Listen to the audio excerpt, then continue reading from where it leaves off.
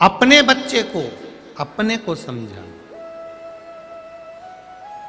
गुरु द्रोणाचार्य की आंखों से जल बह रहा है, नेत्रों से आंसू बह रहे हैं। अश्वत्थामा ने पूछा, क्यों रो रहे हो पिताजी?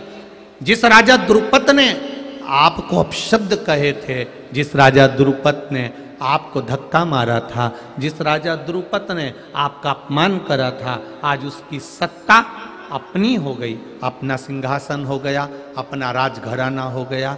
गुरु द्रोणाचार्य कहते हैं, नहीं, ऐसी सत्ता नहीं चाहिए जो किसी का दिल दुखा कर ली जाए। रुको, गुरु द्रोणाचार्य ने कहा, भीष्म पितामह से बोलते हैं गुरु द्रोणाचार्य, पितामह आपने राजा द्रुपद की सत्ता को लाकर हमको दिया, अब हमारा फर्ज है कि हम मित्रता निभाएं। अश्वत्थामा ने कहा, कौन सी मित्रता निभाने जा रहे हो पिताजी? जिसने धक्का मारकर निकाला था वो मित्रता निभाने जा रहे हो? जिसने अपशब्द कहा था वो मित्रता निभाने जा रहे हो?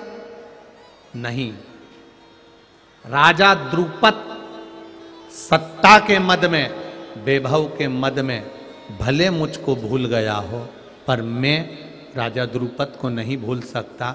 मित्र तो है ना, पुराना है ना, कोई बात नहीं। गुरु द्रोणाचार्य ने अश्वत्थामा के सामने भीष्म पितामह जी से कहा, आधा वैभव द्रुपद का, आधा राज्य हमारा हो और आधा राज्य द्रुपद का वापिस द्रुपद को दे दिया जाए, वापिस द्रुपद को दे दिया।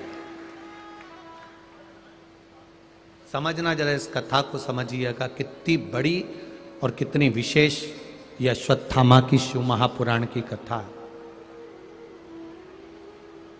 इसका नाम है अश्वत्थामा शिव महापुराण की कथा। इसको समझिएगा जरा।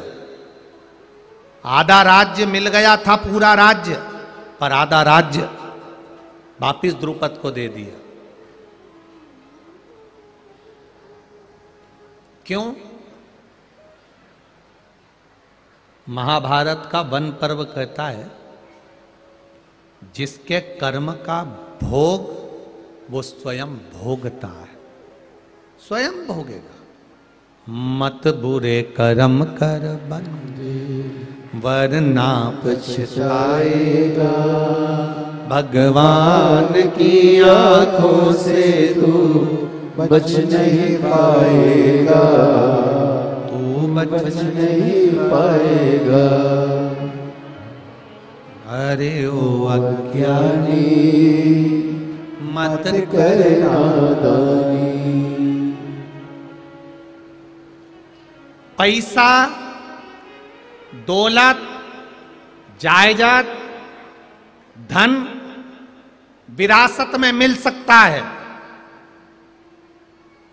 पुराना मिल सकता है, दादा का, पिता का, माता का मिल सकता है, विरासत मिल सकती है, सत्ता मिल सकती है, धन, ये सब विरासत में मिल सकता है, पर इज्जत, सम्मान और प्रेम खुद को बनाना पड़ता है। धन मिल जाएगा विरासत में, सत्ता मिल जाएगी विरासत में, गाड़ी बंगला मिल जाएगा विरासत में, दादा और परदादा और माता पिता का धन मिल जाएगा विरासत में, पर अपनी इज्जत, अपना प्रेम, अपनी नम्रता, अपनी वात्सल्यता, अपनी करुणता अपने को स्वयं बनाना पड़ती है। ये विरासत में नहीं मिलती है, ये स्वयं बनाना पड़ेगा।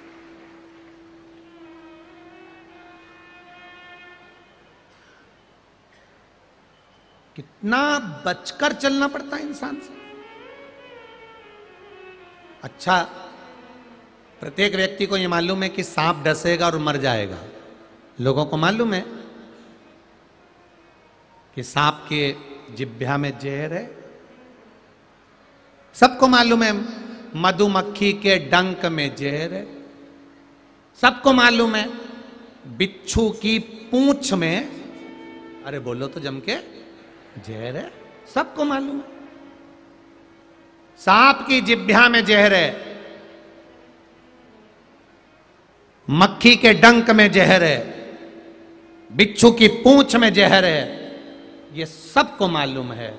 शिव महापुराण की कथा कहती है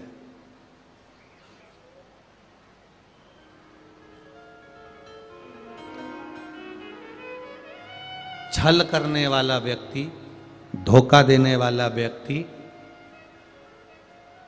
इसके जीवान में जहर है कि इसके नख में जहर है, ये पता करना बड़ा कठिन होता है। छल करने वाला व्यक्ति के रोम रोम में विष भरा होता है, रोम रोम में विष भरा होता है। छल करने वाला, बेईमानी करने वाला, कपट करने वाला, धोखा देने वाला, धोखा देकर चले जरूर जाता है पर सुख नहीं भोग पाता है। थोड़े दिन का आनंद भोग लेगा, थोड़े दिन का सुख भोग लेगा, फिर वापिस वही की वही हो जाए, फिर वैसे। हमें नहीं चाहिए। राजा द्रुपद का आधा राज्य द्रुपद को दिया जाए। राजा द्रुपद आया, गुरु द्रोणाचार्य के चरणों में गिर गया। जो सिंहासन पर बैठा था, अपशब्द कह रहा था, ताने दे रहा था, गाली दे रहा था, आड़ा टेढ़ा कर रहा था और कह रहा था मुझे राजा बोलो, राजा, मित्र नहीं। वो आज गुरु द्रोणाचार्य के चरणों में पड़ा हुआ है। गुरु द्रोणाचार्य से हाथ जोड़कर क्षमा मांग रहा है।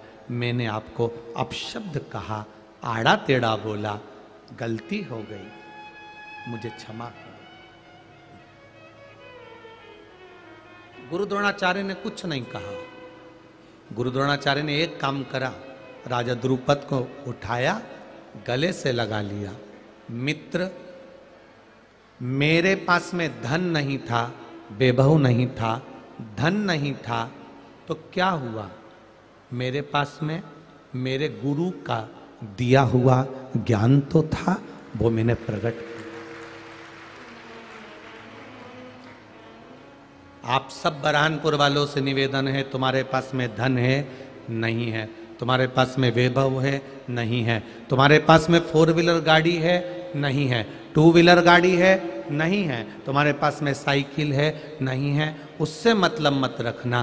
तुम इतना याद रखना कि तुम अगर देव अधिदेव महादेव के मंदिर में जा रहे हो, एक लोटा जल चढ़ा रहे हो, पशुपति व्रत कर रहे हो, शंकर का गुणगान कर रहे हो, शिव की भक्ति कर रहे हो, तो इतना विश्वास मानकर चलना, इतना भरोसा रखकर चलना। किसी को जल्दी देता है, किसी को लेट देता है, किसी को जल्दी देता है, किसी को देर से देता है, पर मेरा महादेव एक ना एक दिन छप्पर फाड़ कर जरूर देता, खाली नहीं छोड़ेगा। वो खाली नहीं छोड़ने वाला। थोड़ा फाइल अगर मोटी है तो थोड़ा समय लग सकता है, पर खाली नहीं छोड़ेगा। देखा, इतने सारे लोग कथा सुन रहे हो आप लोग, कोई 2 साल से, कोई 3 साल से, कोई 1.5 साल से, कोई टीवी पर। आप और हमारा बरहानपुर में तो पहली बार हमारा आना हुआ, आपसे तो हमारा मिलना भी नहीं हुआ, पर टीवी पर आप लाखों की संख्या में लोग कथा सुनते हो। दिल पर हाथ रखकर बोलना, 3 साल से कथा सुन रहे हो, 4 साल से सुन रहे हो, 2 साल से सुन रहे हो या 6 महीने से सुन रहे हो, उसके पहले का समय देखना, उसके पहले का। और कथा सुनते सुनते जो तुमने शिव जी से लगन लगाई, एक लोटा जल चढ़ाना चालू करा, शिव मंदिर जाना चालू करा, उसके बाद में तुम्हारी दशा बदली कि नहीं बदली, अपने दिल पर हाथ रखकर देखना।